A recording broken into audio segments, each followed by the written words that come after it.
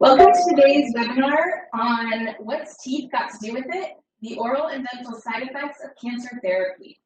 My name is Monica Bryant and I'm the Chief Operating Officer of Triage Cancer. Before we get started, I need to just go over a little bit of housekeeping.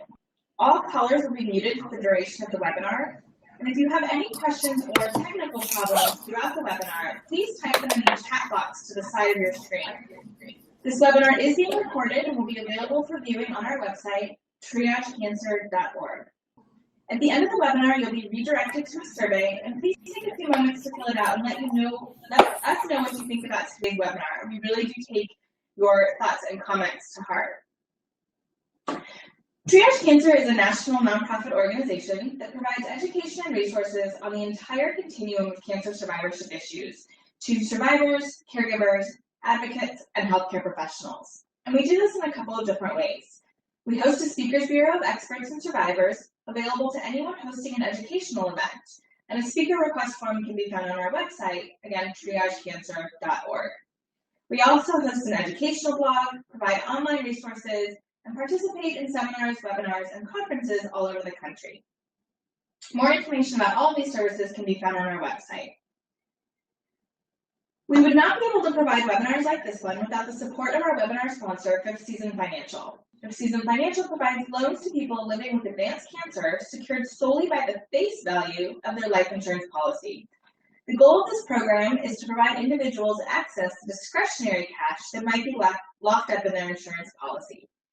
More information about Fifth Season Financial and their program can be found on our website, fifthseasonfinancial.com.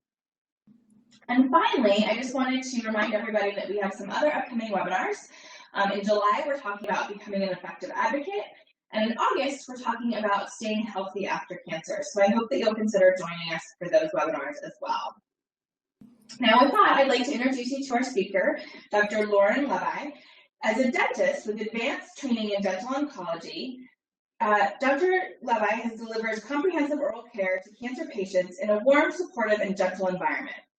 She received her DMD at the University of Florida College of Dentistry and completed her general practice residency at the New York Presbyterian Weill Cornell Medical Center. She then pursued a fellowship in dental oncology at Memorial Sloan Kettering Cancer Center. So we're very excited to hear more from Dr. Levi, and with that, I will turn it over to her.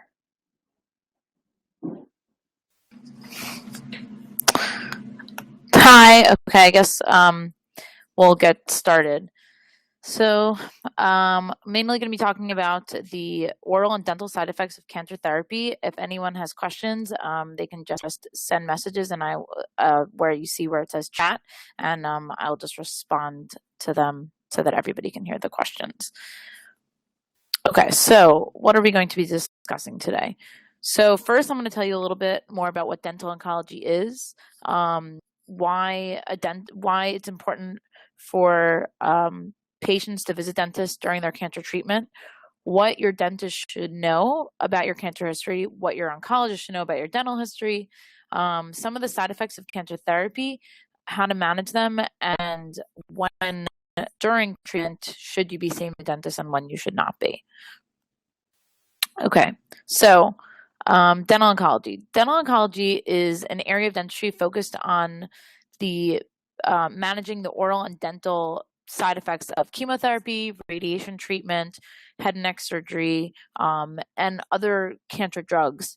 And basically, dental oncologists work within the grand scheme of the oncology team to enhance a patient's life before, during, and after treatment. And so they don't only do dentistry in terms of taking care of your teeth, but they also take care of all the soft tissues. So you might be wondering, well, why is it important to visit the dentist? Shockingly, or maybe not, depending on where you are in your cancer treatment, you may or may not know that there are a lot of oral complications associated with cancer therapy. And actually, poor oral health has been linked to an increased incidence and severity of oral side effects. So as a result, the best way to, help prevent this is to visit a dentist before, to reduce the risk of developing some of these side effects and conditions that may or may not stop your treatment depending on their severity. So to go along with that and what we'll be talking about more in detail, some oral complications include mucositis, which is mouth sores, infections, salivary gland dysfunction, in other words, dry mouth, because your salivary glands are affected by radiation treatment, which I'll go over more later on. Taste dysfunction and alteration, which is more secondary to the dry mouth, and overall just oral pain. And these side effects not only can lead to an increased risk for cavities, but they also can result in dehydration and malnutrition, because if there are obviously problems with your mouth, then you have trouble eating and swallowing, and a whole other slew of conditions, can ensue. Other side effects include trismus, which is limited opening, osteoradionecrosis of the jaw, which is a jaw condition specific to radiation treatment, and osteonecrosis of the jaw, which is a condition specific usually to certain types of medications, and I'll go over more of that later. Okay. So what should your dentist know before you start cancer therapy? Of course, it goes without saying that whether or not you have a history of cancer, you should be telling your dentist all of your underlying medical conditions, because that may affect their treatment, and the type of treatment that the dentist may be providing, it could interact with your medication. So very important that you tell your dentist your whole medical history. Specifically when it comes to cancer, you want to tell them the type of cancer you have and the stage. If available, your complete blood cell count with differentials, and I'll go over the specifics of that a little bit after. If you haven't started cancer therapy, when will it start? And if you know the treatment, what treatment will you be undergoing? Specifically, if you're having head and neck radiation, where will you be receiving that radiation and when? Any previous therapy, if you've had cancer therapy in the past, and if you have a history of taking or you will be undergoing anti-resorptive medications. In other words, they're colloquially known as bone strengthening drugs, and these include drugs like bisphosphonates, denosumab, bevacizumab, sunitinib. These drugs are often prescribed to patients for multiple myeloma, bone cancers, metastatic cancers to the bone, or even osteoporosis or osteopenia. And then on the flip side, what should your dentist tell your oncologist before you start cancer therapy? Your dentist should obviously tell your oncologist the presence of any sort of dental decay, in other words, cavities, and teeth that may require treatment before cancer therapy is started, any signs of infections in your mouth, and if any teeth need extractions. This is important because you need to allow for adequate healing time. And so if your dentist can tell your oncologist this, then they can coordinate a timeline, and so that you're not rushing in and somehow your treatment is delayed. So the goals of dental treatment before starting cancer therapy, of course, you're not thinking that you're going to do a whole new mouth rehab and you want to make a beautiful smile. Basically, you're going to the dentist to eliminate infection. So if there's anything pending that could halt your therapy later on, you want to get rid of that situation before. So that means eliminating infection through extractions, root canal therapy, and even maybe removing braces, because they can harbor a lot of bacteria. So if you have those, a lot of times it's recommended to remove those. Also, stabilizing any sort of disease that may create any sort of complications during and after therapy. If you're going to be undergoing head and neck radiation therapy, it's possible that mouth guards may be made for you at that visit. A cleaning is recommended before, if your counts are stable and if you haven't started treatment yet. And it's also important to know that we want to allow at least 10 to 14 days of healing when you've done any sort of invasive dental procedures before cancer therapy begins. So you might be wondering, what does that mean, invasive versus non-invasive dental procedures? Here is Dental School 101. If we can summarize dentistry into the two ways: invasive and non-invasive. So basically, the non-invasive stuff procedures are the typical fillings like restorations, root canal therapy, crowns, bridges, removable dentures.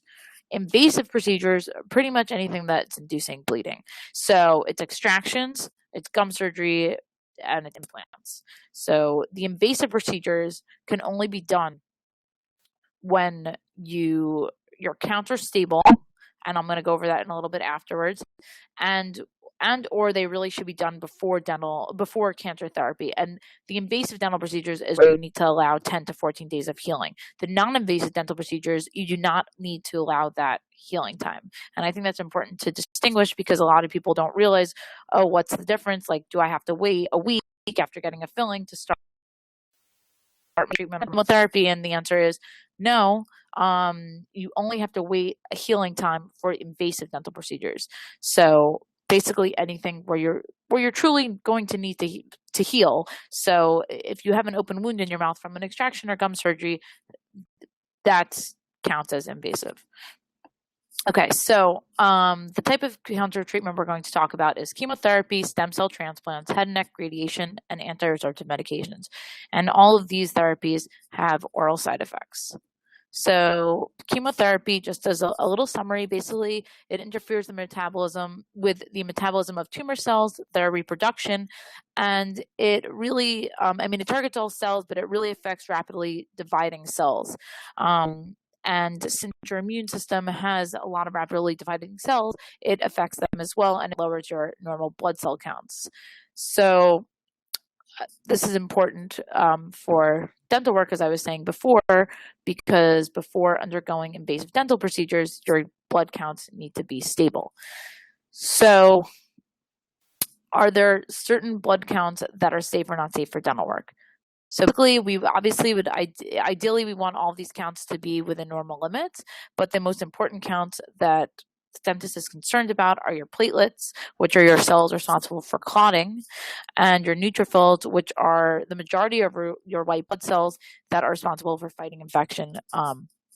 And so these two, so if you're going to the dentist before you're getting an invasive treatment, these counts are the ones that we want to be stable. So what numbers are important? The basic numbers are, for your absolute neutrophil count, you want your number to be at least 1. For your platelets, you want your number to be at least 50. If either of these are less than their ideal numbers, then for the absolute neutrophil count, it's really recommended that dental treatment is not done if your absolute neutrophil count is below 1, and that's even non-invasive, because this is just a basic defense mechanism in terms of fighting infection.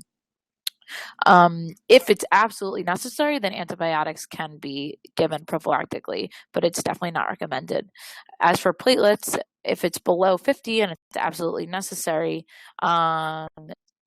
your dentist and oncologist may speak with you and may consult over potentially giving a transfusion and then going forward with the treatment. But if a transfusion does occur, it's obviously very important to get post-operative blood work to make sure that your counts have actually improved.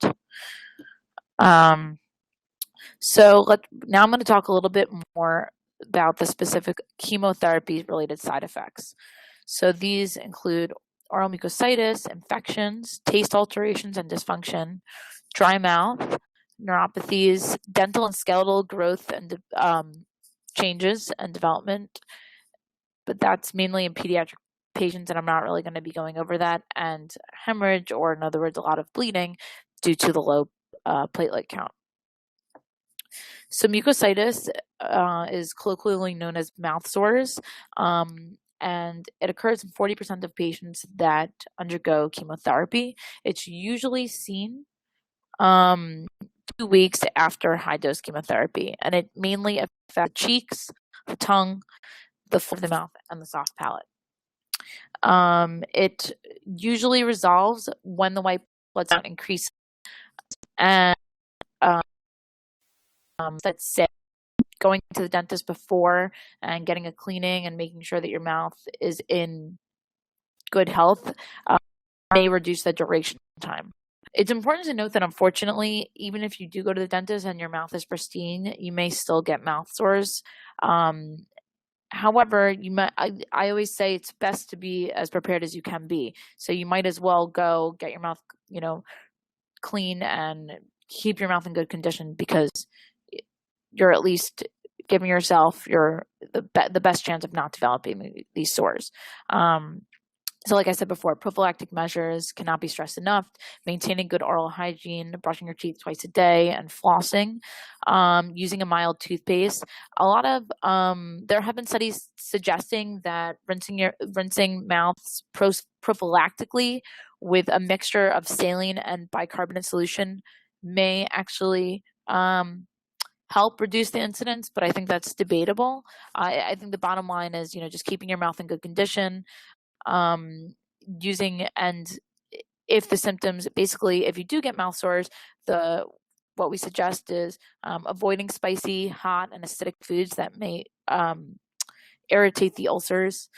Using a mild toothpaste. A lot of people say that fruit flavored toothpaste or children's toothpaste are actually less uncomfortable than mint flavored, and your dentist can even prescribe to you a fluoridated toothpaste that's very mild. Magic mouthwash, it's kind of a combination that your dentist or oncologist can give to you, but basically it includes viscous lidocaine and Benadryl and a few other substances, and it's kind of just something that you can use to rinse and spit, and it'll coat your mouth before you eat. There's also a variety of mucosal coating agents out on the market, and a lot of these people have found it's helpful. There's no real cure for mucositis. It goes away once the treatment goes away, or stops, in other words, and once your counts improve. So basically, while you have it, you just want to coat the sores, make sure that you don't get an infection. So oral infections are somewhat common, and they usually occur mainly during periods of when your blood cell counts are very low. Bacterial infections occur commonly, but they occur most secondary to mucositis ulcers. So you get the mucositis ulcers, and you don't keep your mouth clean, and then a bacterial infection can result from that. They usually look like canker sores, and they can also be due to drugs. In terms of, there's also a risk of getting fungal infections or viral infections, but viral infections are not they're common unless you're not on antiviral medications. A lot of patients I know, a lot of oncologists will prescribe antiviral medications, so the risk of getting these viral infections is actually low if you're prophylaxed. And in terms of treatment, the control of the infection is related to the patient's prophylaxis. Like I was saying before, if you have a local herpes infection or viral infection, like cold sores, that can be treated with antivirals. Fungal infections are obviously treated with antifungals, and I think the thing to know here is that if you're wearing dentures, it's important to also treat the dentures in an antifungal, because otherwise the mouth will just keep getting reinfected. So apply the antifungal to your mouth, however it's prescribed, and then make sure at night soak the dentures also in an antifungal rinse that your dentist or oncologist will prescribe to you, and make sure that they're soaked, that you're treating the dentures as long as you're getting treated yourself. Another interesting side effect is neurotoxicity. So there's actually some chemotherapies that will result in a phantom tooth pain or throbbing lower jaw pain. Patients may present saying, my tooth really hurts, and it may feel as though one needs a root canal. However, the tooth is actually completely fine. There's no evidence of a cavity there. There's no evidence of infection on an X-ray, and it's really just because these chemotherapies, this is a side effect of them, and they may also result in tingling of your fingers and toes. But for whatever reason, tingling of your fingers and toes when it's in the jaw manifests as a tooth pain. So it's always this. I think this just emphasizes the importance of really telling your dentist when you go in, oh, wait, I'm on chemotherapy, I'm on this drug, so that your dentist can go forward and say, oh, you're on this drug, oh, now I know why your tooth is hurting because of this. I'm not saying that you may not, that's always the answer, but I think it's important, the more information you give to your dentist, the better your dentist can diagnose your condition. So, and especially knowing that a chemotherapeutic agent can cause phantom tooth pain, I think is helpful. Some chemotherapy may also result in dental hypersensitivity, but that usually subsides after discontinuing the therapy. So does the phantom tooth pain. The symptom will usually reside once the treatment is stopped.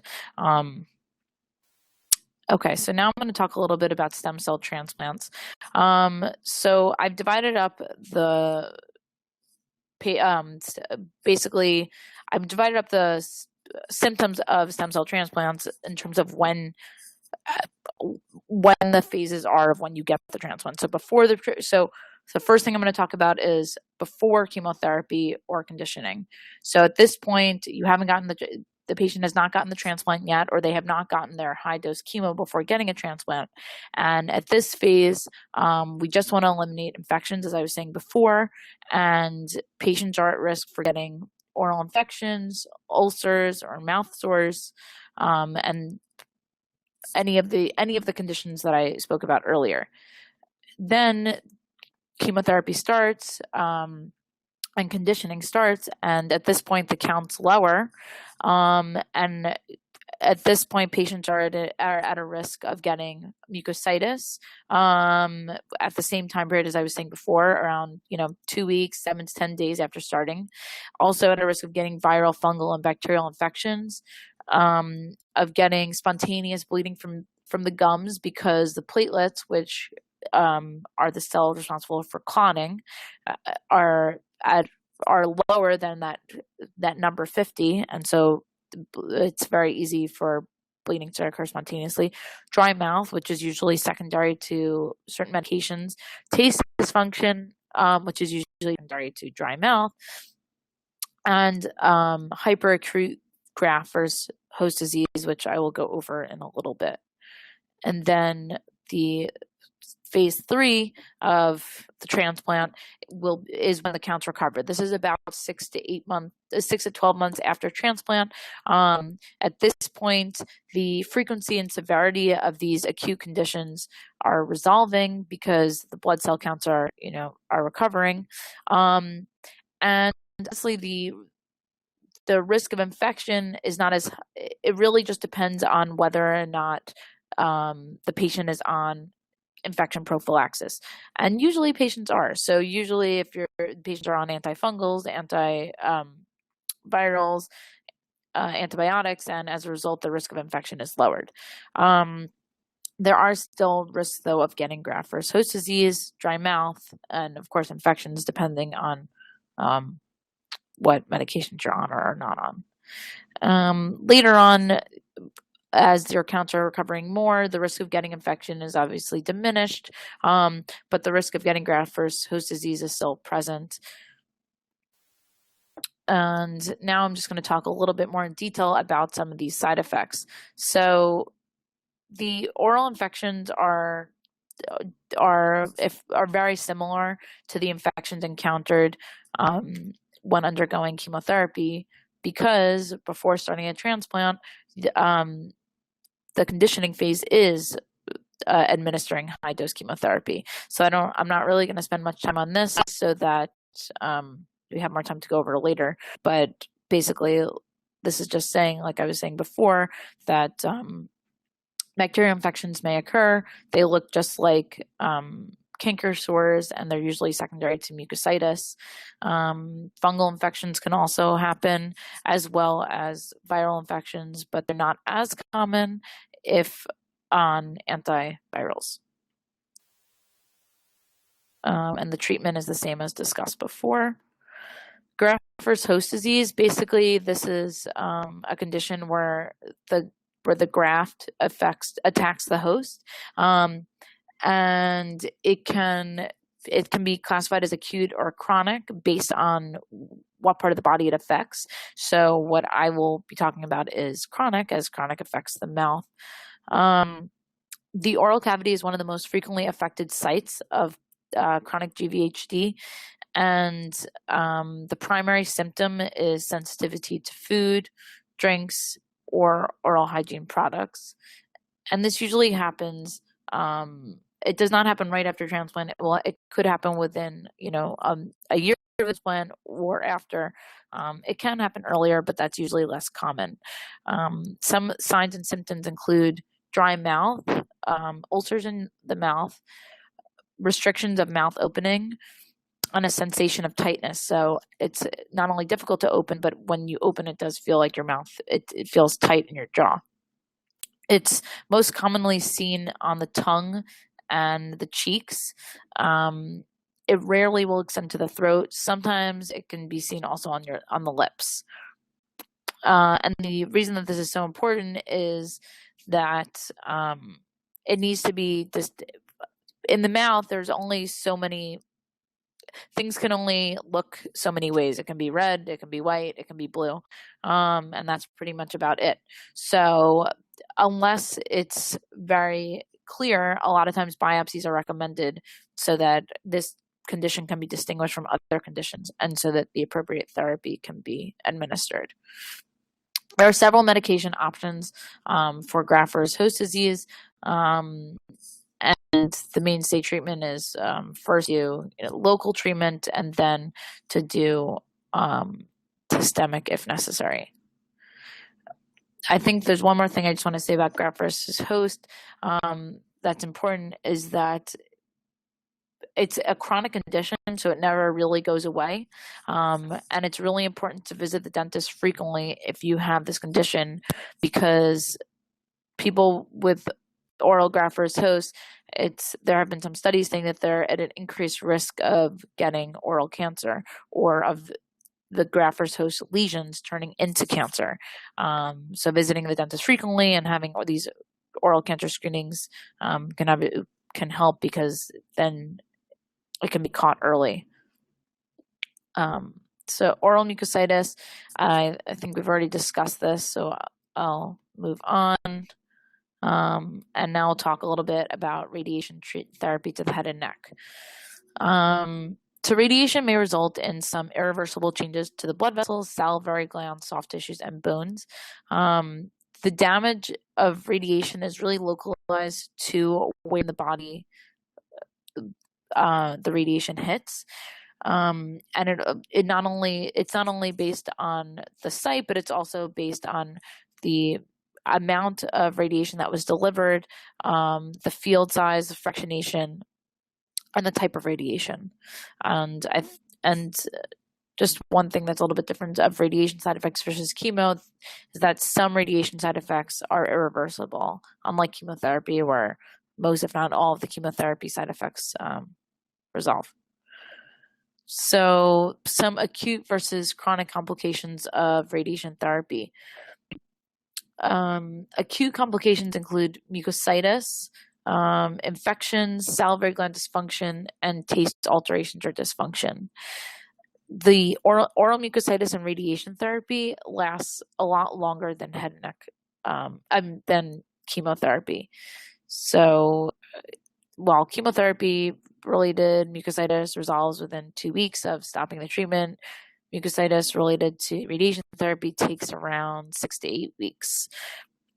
Some chronic complications of radiation therapy include mucosal fibrosis and atrophy. In other words, the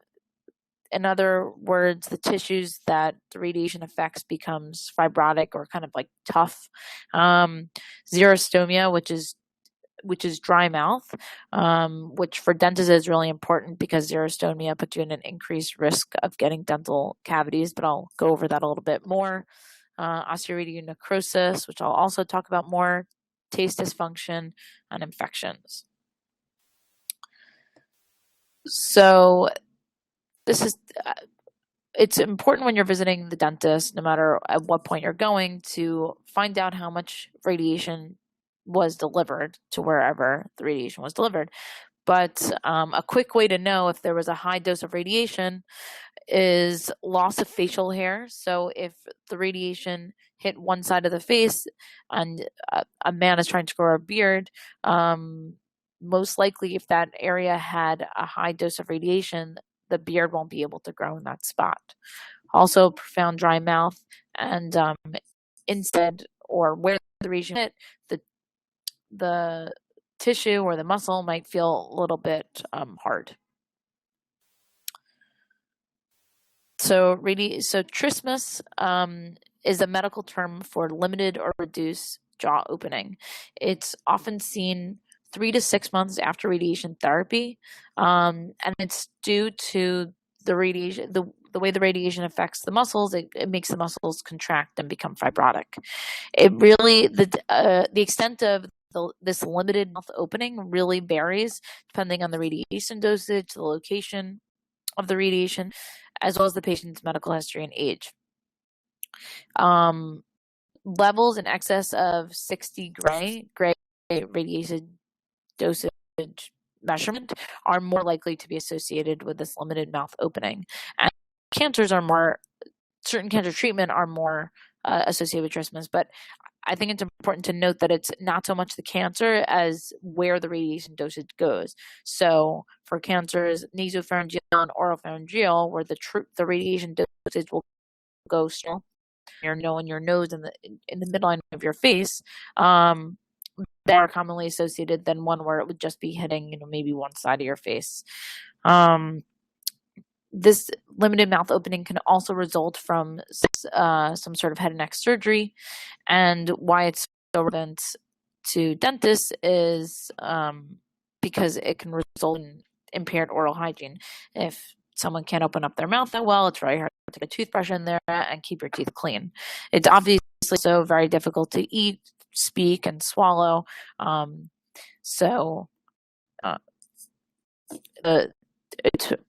Treating it before it even hurts is extremely important.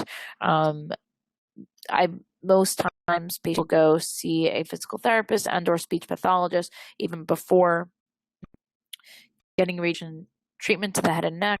And if for whatever reason that doesn't happen, I would say it's really important to be an advocate for your own health and just ask, hey, I've heard that I might have limited opening from the radiation, or will this affect my limited opening? And if so, what can I do to prevent it now?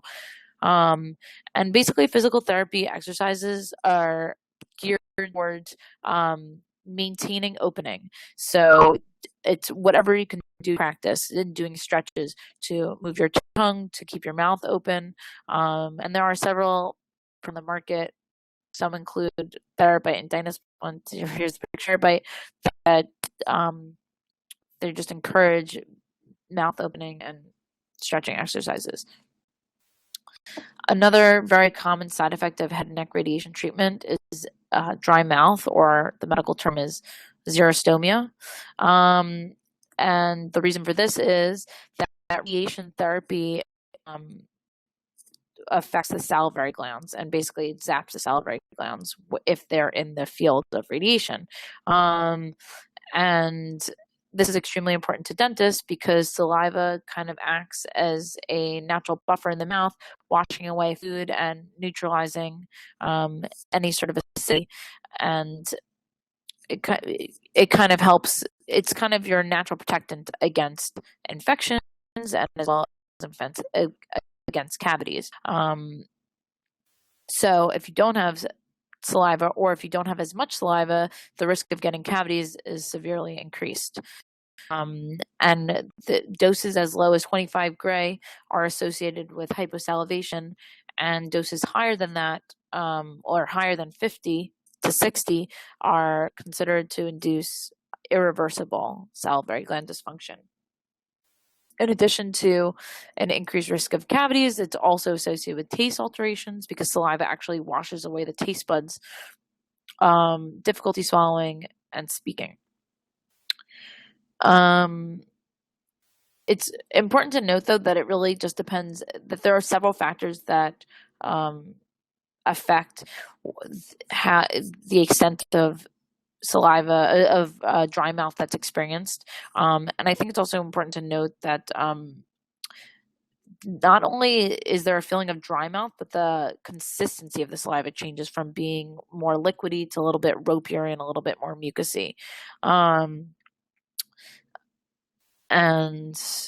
a lot of a symptom of dry mouth also is a burning sensation because, again, natural washing away action.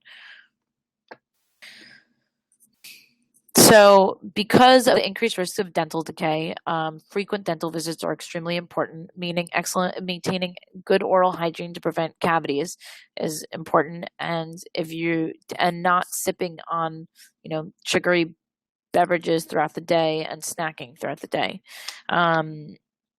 People often take for granted how much their saliva is helping them until they don't have it. So, before undergoing this sort of treatment, it was okay to just brush twice a day and floss. But then after undergoing this, if you're snacking all day long, the risk of getting cavities will be even higher because you don't have the saliva helping you.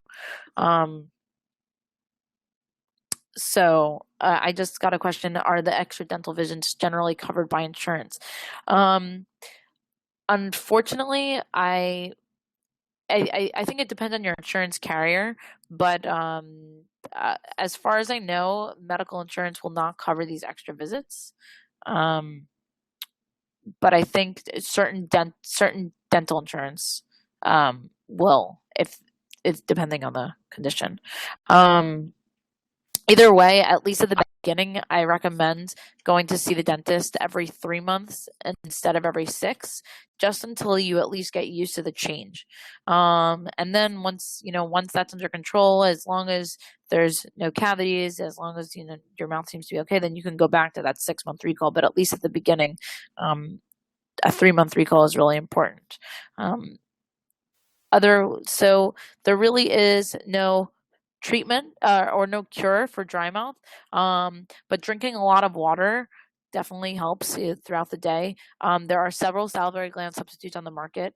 A lot of people find rubbing olive oil on their gums and on their tongue and cheeks actually helps a lot. Sucking on sugar-free lozenges to stimulate the salivary glands, and sleeping with a humidifier. I know that sounds maybe obvious or not obvious, but that a lot say that really helps. And not only sleeping with a humidifier, when you're home, just having a humidifier on. Dry air makes the mouth feel even drier. So just hydrate. And if your dentist does not prescribe to you a prescription strength a fluoridated toothpaste, ask, because there is a prescription strength toothpaste that has more fluoride than the regular toothpaste, and it's recommended to use that at night before bed to also help fight against cavities. So taste ulceration. This is usually secondary to the dry mouth. And a lot of patients say that the first taste bud to go is the sweet one. It's really the extent of the taste and the duration really just depends. It depends on a lot of factors. It depends on the dosage of the radiation, the location of the radiation field, and the salivary flow. Dosages of 60 gray or higher may be associated with permanent taste alterations, but it's also very variable. So I wouldn't. I often tell patients, if you lose your taste, but if your sense of taste, don't get discouraged. It usually comes back, and it usually comes back 6 to 8 weeks after radiation therapy. There are over-the-counter zinc sulfate supplements that some patients say have been helpful. Osteoradionecrosis of the jaw. So this is a condition characterized by abnormal wound healing. I think we don't completely understand why it happens or how it happens. There are several theories out there, but basically, to summarize it, radiation zaps the fine blood vessels that feed the bone, and without those blood vessels to feed the bone kind of acts dead. So if the bone acts dead and you traumatize the bone, then it may not heal properly. People always say like, "Oh, well, why is that relevant?" But you have to think about basic anatomy. Teeth are in bone in your jaw, and so if the bone that the teeth are in is affected, then the overall jaw may not heal properly. This is considered a long-term effect. It usually occurs, if it does occur, much later, about 6 months to a year after treatment. And it's usually as a result of some sort of damage to the tissues overlying the bones. So an extraction, gum surgery, implants. It can occur spontaneously, but it's not very common. It's also just not very common overall. It really doesn't affect that. The prevalence is, I say 5% with almost 5%, but it's not really clear because it's hard to really measure when this actually started, and it's also really hard to quantify this condition. It happens more commonly in the lower jaw than the upper jaw, and some symptoms include an area of exposed bone, an ulcer that doesn't heal, chronic pain, numbness, or bad breath. Some risk factors include high doses of radiation, the type of radiation that was delivered, the site of the radiation delivered, and also how often the radiation was delivered. Trauma to the jaw, like I was saying before, so any sort of invasive dental procedures, so those extractions, gum surgery, implants, all of those, any invasive dental procedures can increase one's risk of getting this condition. Tobacco and alcohol usage together, poor oral health, and unfortunately the risk actually increases over time. So there is the best way to manage osteoaradial necrosis of the jaw is to try to prevent it from actually happening. That means maintaining excellent oral hygiene, which can't be stressed enough for to prevent any of these conditions. Regular dental recall visits, going to the dentist, going for checkups, going for cleanings. If you keep your teeth in really good condition and don't have cavities, then your teeth will never need to be taken out. And then if you don't need your teeth to come out, then you won't be at risk of an area not healing properly. So prevention is key. Before starting any sort of radiation therapy, any questionable teeth should be taken out before or fixed, restored. So there should either be fillings, root canals, or hopeless teeth should be extracted so that there's no need to do any of this treatment after radiation therapy, so that after radiation therapy, it's just maintenance. Because, like I was saying before, any teeth that are in the field of radiation after radiation therapy should not be extracted. Let's say, though, there's a tooth that needs to come out, or a tooth that's not doing well, and radiation therapy has already happened. I would still recommend not extracting that tooth. There are other ways to treat it, and one way might be to just do a root canal over an extraction, even if it means cutting off a lot of the tooth and just leaving the root in, with the tooth being root canal treated. If one does develop this condition, though, the management is basically wound care, like palliative wound care treatment. So keeping the area extremely clean, conservative measures, and if necessary, antibiotics. The next thing I'm going to talk about is oral side effects not associated with chemotherapy or radiation treatment, but associated with drugs known as anti-resorptive medications. So these are the drugs that I was talking about before, the bisphosphonates, the denosumab, bevacizumab, and sunitinib. Other names for some of these drugs include Boniva, Fosamax, Exgeva, Prolia, Avastin, and Sutent. So, according to the American Society of Bone and Mineral Research, osteoarterial necrosis of the jaw is an area of exposed bone in the head and neck area that has been present for over 8 weeks in a patient with no history of radiation to the jaw.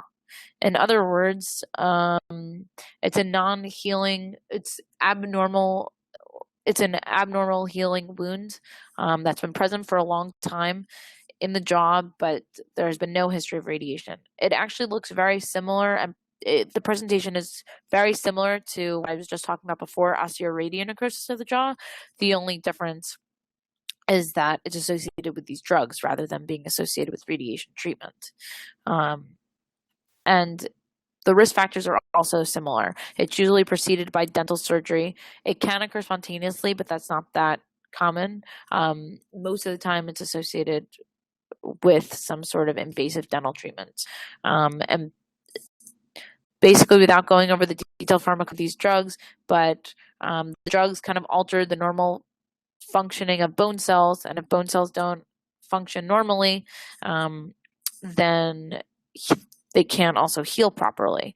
So it's also recommended, just like with osteoradionecrosis of the jaw, that if you have a history of taking these types of drugs, extractions, not that any sort of extractions, gum surgery, or implants not be performed, because there's a risk of this abnormal wound healing.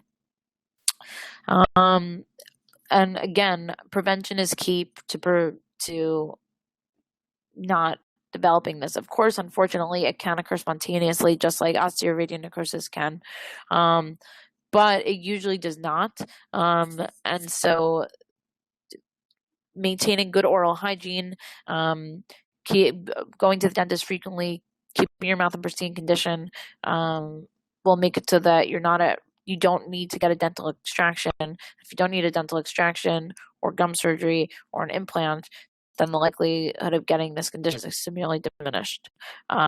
Again, if you're going to be getting this sort of treatment, any teeth should be extracted 14 to 21 days before starting any of these therapies to allow for adequate healing.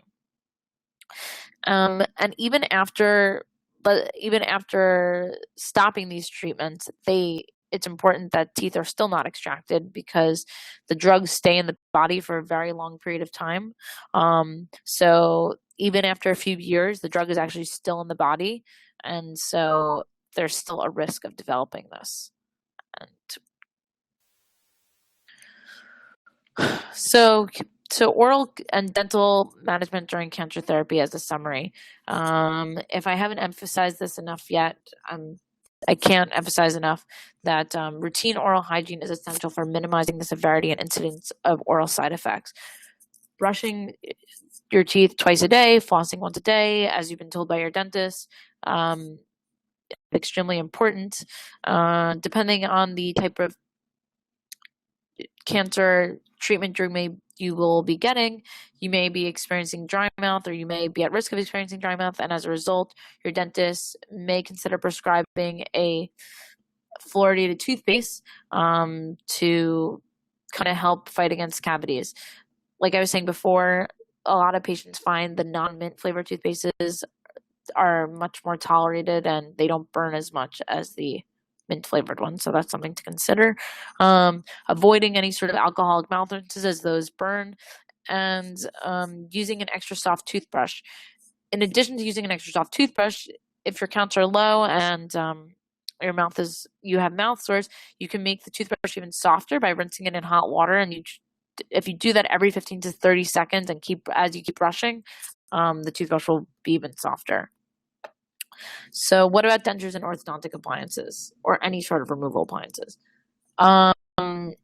If you've recently had a transplant, minimize wearing dentures for the first 3 months, because they are a huge forest for bacteria. Soaking them in an antimicrobial rinse when not being worn is important. Of course, you should never be sleeping with your dentures, especially when undergoing therapy, but you never should be. And avoid wearing any sort of removable appliances when mucositis or any sort of mouth sores are present. As I was saying before, braces may be removed before starting high-dose chemotherapy or conditioning, as braces are a huge harbor for bacteria. After therapy, visiting the dentist is extremely important again. After receiving head and neck radiation therapy, no extractions are recommended in the field of high dose radiation. And it's key that in the field of high dose radiation, because you have to, it's not that every single tooth can't be extracted. It's just the teeth that were in the dose of that were in the field of the high dose radiation. So if a tooth potentially needs to be extracted, before going forward with it, it's important to say, wait, hold up, tell your dentist that, I've had a history of head and neck radiation therapy, and I don't know if I can get this tooth extracted. And then your dentist will most likely, or should, call your oncologist, your radiation oncologist, find out where the radiation was delivered and how much, and then the appropriate treatment can be rendered. Also, using a prescription strength fluoridated toothpaste every night is very important to help prevent against cavities.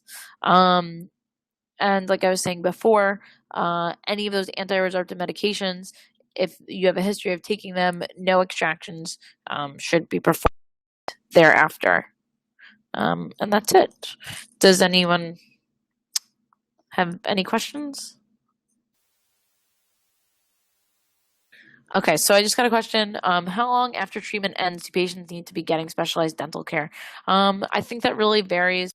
I would say always, but I'm a little biased. It's definitely dependent on the oral condition. If your mouth wasn't really that affected by cancer therapy, then go see a dental oncologist, after therapy, and dental oncologists will probably give you the okay, and you can go back to your regular dentist. If, however, you're experiencing several side effects, then it may be better to stay with dental oncologist for longer, depending on what your side effects are. Where can patients find dentists who specialize in dental oncology? There aren't that many dentists that perform dental oncology. I guess the best way to look for one would be to look at your local hospitals and look for cancer centers and see if they have programs. If those local hospitals had dental oncology programs, then they most likely produced, they will be a great research for you. So I'm based in New York, and I did my training at Sloan Kettering, and Sloan Kettering always, it has a fellowship program, so you could always call up their dental department to ask them, and a lot of the fellows are throughout the U.S., and that's a good research. I know also MD Anderson has a dental oncology program, so if you're in Texas or somewhere on the West Coast, that might be a good resource as well.